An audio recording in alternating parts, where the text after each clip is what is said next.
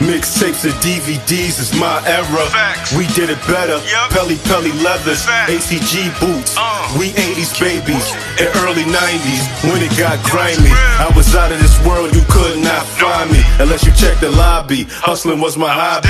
We was lobby boys Yep. before Jim Jones. You could catch me in Harlem eating Jim Bones. Yo, check this out. If you need promotion on my channel, hit my email up. Whether you rap, sing, got your own restaurant, your own clothing company, and you need promotion, hit me up and we could do some business for short paper. And also tap in with me and get some of this merch. This definitely represent the DVD era. Check out this fire merch, man. Tap in with me and come and cop something. DVD Era TV back at y'all with another one. Y'all know the slogan. Let's get straight into this one. Now, two of the biggest artists on the come up in the mixtape and DVD era was Maino and Jay Hood. Maino just came home from prison, dropping freestyles and songs on mixtapes, making him one of the most well-known artists in the DVD era. And Jay Hood being part of the Lox D-Block group and record label, influencing a gang of teenage rappers to pursue their rap careers. Now, being that these was two of the biggest artists from New York in the mixtape and DVD era, you'd think that they'd see eye to eye and make music together. But that wasn't the case. Now, according to Jay Hood, after leaving the MTV Making a Band party as he was on his way to his ride, he'll be approached by Maino. Maino would introduce himself and ask him if he heard of him, being that they were on several of the same mixtapes at the time. But Jay Hood would tell Maino he never heard of him. Now, these two would still manage to exchange numbers after Maino suggested that it would be a good look if they did a track together. Even though they exchanged numbers, they'll never reach out to each other and keep in touch. Now, according to Jay Hood, he'll run into Maino at the Lox EP party release at Webster Hall, where he'll run into Maino and these two will speak and say what up to each other. A few days later, Maino will post a picture of Jay Hood on his Instagram with a caption saying, "What the F is this dude at? LOL." Now, Jay Hood would comment on his post of Maino saying, "I just seen you at the Lox EP release. What's this about?" Now, after Jay Hood comment on his post of Maino getting at him, he'll let his ego get the best of him and he'll reach out to someone to get Maino on the phone so he can ask Maino why he came at him on IG. Now, after going through a few channels, Jay Hood and Maino will finally get to speak to each other on a conference call, and basically Jay Hood got a chance to ask Maino about his IG post and ask him if it was any problems. Now, supposedly Maino told Jay Hood that he didn't have a problem and these two got a chance to squash any possible issues in the future that day. After all of this happened, he realized him and Maino was actually smashing the same female who was a video vixen. Now, supposedly after a long night of Jay Hood and his female drinking and having a good time, Jay Hood would pick up her phone thinking it was his. Now, according to Jay Hood, he realized it was the female phone he had, but he still looked through her messages where he ran across a message from Maino where Maino was basically shading him. Now, he said Maino was saying to the girl basically like, "Oh man, you did a Jay Hood video," and basically bashing her for doing the video. Now, this is typical because, like they say, most beef in the street starts over females. Now, I'm going to remove myself from the journalist position and the whole documentary creator position and just speak on this topic and give my point of view briefly. Now, I'm not going to lie. I can see how Maino probably felt played by Jay Hood this day. You get what I'm saying? When he asked him if he knew who he was, he said no. When he wanted to exchange numbers with him, he had somebody else take Maino's number down. So Maino probably thought he was acting bougie. And I'm not gonna lie, like at the time, Jay Hood was down with the Lox, one of the hottest rap groups at the time, still one of the hottest rap groups to this day. So he could have been just a little bit big-headed. Now, if Maino was pillow talking or talking about him to a female, I don't agree with that. But Jay Hood said they spoke, they good, so it is what it is. My brother pulled it off, the deal is done. Shouts to RPM who put the bag up. Supergroup. The only supergroup in New York City. Now, before Maino and Jim Jones was cool and became the lobby boys, they didn't always see eye to eye, and there would be tension whenever they ran into each other. Now, when Maino was on a come-up, he'd take shots at Jim Jones and the Dipset a few times. Now, Maino took shots at the Dips on his Rumor track and on his Be Me song. Now, on Maino track Rumors, he said Buck said Cameron f***ed around and got robbed at Cali, but I heard it wasn't true. I ain't gonna spread that on dude, but the news said Freaky Zeke snitched on dude. And on his Be Me track, he took a few more light jabs at the Dips. He said, "Look how Diddy dance, I can't do that, and I don't wear my clothes like Jim Jones, you know that." You know, at the time, Jimmy was wearing his clothes a little fitted, you know, the whole rock and roll thing. So that was that shot he was taking at Jim. And on his third verse, he said, "This is not Cam music. This is man music. First day home, fresh out of the can music."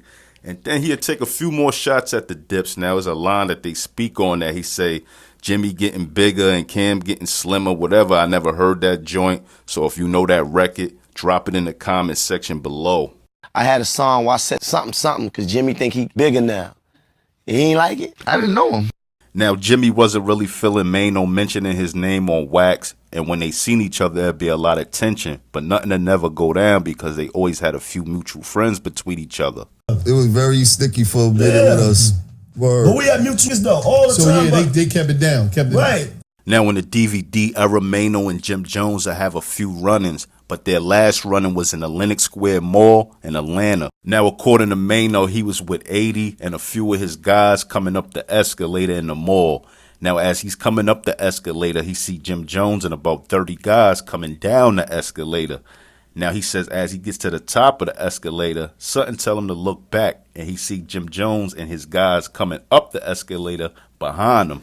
Now, as Jim Jones and his entourage got off the escalator, they'd have words with Maino and the 4 or 5 guys he was with. But luckily, Maino homeboy 80 was cool with Jim Jones' big homie Sheik. So out of the respect and love Maino and Jim Jones had for their homies 80 and Sheik, Maino and Jim Jones decided to walk off alone and speak without things going left. Now, Mel Murder was there, and I know he rocked with Maino as well, but Jim Jones made it clear that the tension was deactivated because of his big homie Sheik and Maino homie 80 relationship they had with each other. Melly was there, but I'm talking about 80 and Sheik. Sheik is my OG. Them two right there prompted us to go to the side. Now, luckily, these two were able to squash their beef, and you know Jim Jones is on Maino New York City record, and they also had a song called My Era, and then a little after that, they became the Lobby Boys and put out the Lobby Boy album, so it's dope that they were able to squash their beef. Now, after Maino was dropped from Universal Records and searching for a new record deal in the DVD era, 50 Cent would make a phone call to Atlantic Records and co-sign Maino, which would eventually lead to Maino being signed. 50, call Craig Cowman. What y'all doing with Maino, man? If I could do it, I would. They hung up. They was on my line. Now, after signing to Atlantic, Maino will put out his debut album for If Tomorrow Comes, with singles like High Hater, All of the Above, and $1,000,000. Now, according to Maino, him and Fifth began to have a relationship because they had a few mutual friends around this time. Now, in recent years, Maino and Jim Jones will get rather cool and form a group called the Lobby Boys. Now, it seems like over the years, 50 and Jim Jones will have somewhat a love-hate relationship and more than a few back and forths on Instagram. Now, I already did a whole video on Jim Jones and 50 Cent falling out, so check that video for the full breakdown on their whole situation. The link will be in the description box. Now, during Jim Jones and 50 Cent back and forth on Instagram, Jim Jones will post a jail pic of Mel Matrix, aka Mel Murder. Now, if you're not familiar with Mel Murder, he's an original member of Bird Gang and supposedly a high-ranking member of the Non-Trey Bloods. And he's currently serving an 11-year bid for his role in the whole 6ix9ine and Treyway case. Now, during Jim Jones' whole back and forth with 50 Cent on Instagram, Jim Jones will post a picture of Melly and write in the caption, Melly said he's doing super fine. You have to watch out for these so-called real ones that's rooting for rats to come home and want to see real go to jail. Any that feel like he has to tarnish another man's name for his personal gain has to be a why else would he have my dick so far down his throat? LOL, pause. Now, Maino was one of the few people to like this post by Jim Jones, and 50 Cent would take a screenshot of it and post it with a caption saying, I learned something new every day. See, I looked out for this guy when he needed help. I made a call to get him his deal. But people forget being a good judge of character is detrimental to success and people change. So you have to watch them. If you stay on point, you will peep the change. Now, Maino will respond to this post by 50 Cent by saying, LOL, nah, I ain't forget. Never will. You overthinking, bruh. I'm gonna stop. If I see a picture of a stop and I like it. You know what I mean? It ain't nothing more to that. Now, Maino reasons for liking a post was basically liking a picture of someone he was cool with from his neighborhood, which was Mel Murder. Now, hop in my comment section and let me know how y'all feel. Do y'all feel like 50 Cent was overreacting and overthinking? Because sometimes you could see a person you know especially in that setting of the jail picture, and just like the picture without even reading the caption. Now, this situation was never that serious, so hopefully Maino and 50 could work this out. You get what I'm saying? You know, Uncle Murder on tour with 50 right now, when Maino and Uncle Murder got a good relationship, so maybe they could FaceTime each other, and then he maybe could let him speak to 50, or they might could just leave it where it's at. You know, everything don't need to be squashed. Sometimes you gotta leave certain things where it is, even if it don't go no further. Now, another well-documented physical altercation Maino had was with legend from Queensbridge, Tragedy Gaddafi. Now, if you're not familiar with Tragedy Gaddafi, he's a producer and rapper from Queensbridge. He was part of the Juice Crew and very legendary, one of the first Queens rapper to make it, and he's responsible for CNN. He put CNN, Capone, and Noriega together, and he got them their first deal. Now, according to Maino, he says he don't remember where he met Tragedy at, but when he spoke to Tragedy, Tragedy told him, like, look, man, I can get you a mixtape deal for your mixtapes. So Maino agreed, like, all right, let's do it. Now, around this time, they were in contact heavy, and they would meet up in front of juniors when they needed to speak. And finally, you know, Tragedy came through with the contract for Maino for his mixtape deal. And Maino said he even signed the deal outside of juniors in the street. Now, supposedly, Maino was supposed to receive $5,000 from this mixtape deal that he signed through Tragedy, and he's supposed to receive it a week or two after he signed the contract. Now, after a week or two passed, he said he still ain't heard nothing from Tragedy. So Maino started to call Tragedy phone, and he would call him over and over, but he wasn't getting no response. So Maino said he said to himself, like, I know what this is. I signed that deal through him. He took that money and he ran off with it and did whatever he did with it. So the next time Maino would see Tragedy would be in a TIP concert. Now Maino's with Little Kim and a bunch of his homeboys. Now while he's at the party, he hears the DJ shout Tragedy Gaddafi out, and then he runs into him. Now when Maino runs into him, Gaddafi said, yo, man, I was looking for you. Now, Maino said once he said that, he already knew he was guilty. He wasn't picking up his calls. And he said when somebody owe you money, the first thing they always say is, I was looking for you. But he's like, how could you be looking for me when my number never changed and I was calling you, reaching out to you?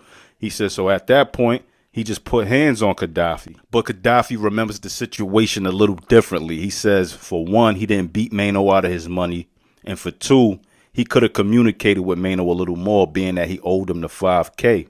Now, third of all, he said he felt like that's something that Maino wanted to do anyway. And Trag also says that Maino didn't fight him one-on-one, and he was jumped by 7 or 8 people, and he admit he got caught slipping. Now, jump in the comment section and let me know what y'all feel. Do y'all feel like Maino jumped the gun by jumping Gaddafi when he seen him? Or he should have gave him more time to produce the 5K and listen to why he didn't have the 5K. Now, playing devil's advocate, anything could have happened. Gaddafi could have took the contract back, and the label that was trying to do the mixtape deal for Maino could have changed their mind about doing the deal, or it could have took a little bit more time for them to get the money. You get what I'm saying? That could have been the reason why Gaddafi wasn't answering his phone, because he knew he ain't had the money, and he told Maino a week or two. You get what I'm saying? And he even admitted he could have communicated with Maino a little better. So tell me what y'all think. Do y'all think Gaddafi just deaded Maino on his money because he knew Maino didn't really know the game like that? He just came home from jail. He found it like an opportunity to get over on somebody. And from what I'm hearing, he got a history of doing this to artists. Let me know what y'all think. I'm in the hood like stop signs and mailboxes, big baby.